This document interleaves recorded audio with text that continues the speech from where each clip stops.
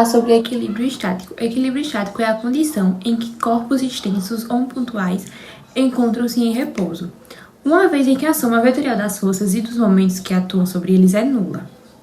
Equilíbrio estático é a condição em que o resultante das forças e a soma dos momentos das forças ou toques são nulas.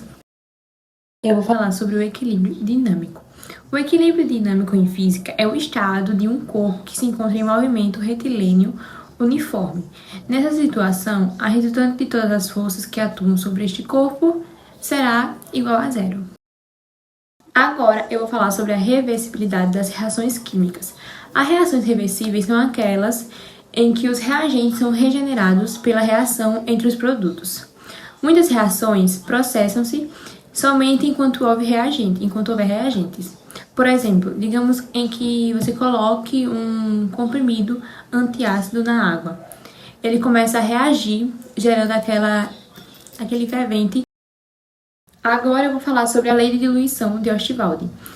Essa lei estabelece a relação entre a concentração inicial de um ácido ou uma base e seu grau de ionização. Essa lei ela pode ser a partir de uma equação matemática, a gente pode determinar sua constante de ionização ou dissociação. Eu vou falar o princípio de Legetelier. Quando se aplica uma força em um sistema em equilíbrio, ele tende a se reajustar no sentido de diminuir os efeitos dessa força. As alterações de acidez e basicidade agem como forças externas em equilíbrios químicos. O sistema precisa, então, se deslocar para amenizar os efeitos dessa força. Agora eu vou falar sobre a constante de equilíbrio. A constante de equilíbrio é uma medida da posição de equilíbrio de uma reação química. Ela é representada pela letra Ke e é calculada dividindo-se a concentração dos produtos pela concentração dos reagentes, elevados aos seus respectivos coeficientes estequiométricos. Eu vou falar sobre a constante de ionização de ácidos e bases.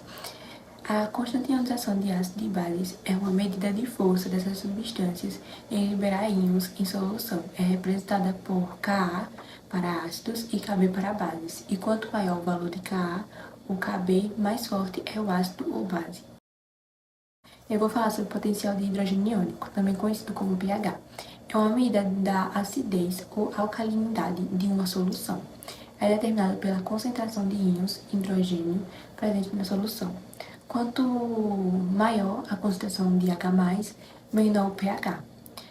E mais ácida é a solução. Quanto menor a concentração de H+, maior o pH e mais alcalina é a solução. Agora eu vou falar sobre o potencial de hidróxido iônico. É uma medida da concentração de íons hidróxido em uma solução. Quanto maior o valor do potencial hidróxido iônico, mais básica é a solução. Ele é calculado utilizando a fórmula, que eu vou deixar aqui. Agora vamos fazer o experimento sobre equilíbrio químico. Para esse experimento vamos utilizar uma guaraná, um copo, uma água sanitária. Primeiro a gente vai colocar a guaraná no copo. E agora um pouco de água sanitária.